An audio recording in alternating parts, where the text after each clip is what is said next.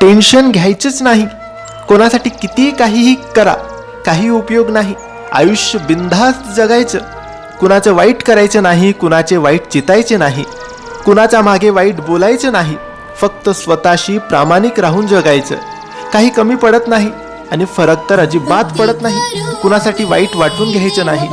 लोकांची विविध रूपे असतात. सकाळी गोड बोलतात आणि रात्री कुणी काही डोक्यात भरवले की तोंड पाडून बसतात किंवा कुठल्या तरी लहान कारणासाठी नाराज होऊन बसतात ज्यांच्याशी तुमचा काही संबंध नसतो. आजकाल लोक देवावर पण नाराज होतात, तर तुम्ही कोण आलेत?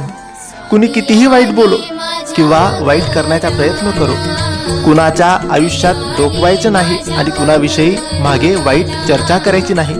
फक्त स्वतःबरोबर दुसऱ्यांचे हित चितायचे. कुणाच्या पुढे पुढे करायचे नाही. जिंदगी मस्तीत पण शिस्तीत जगायची. श्री स्वामी समर्थ.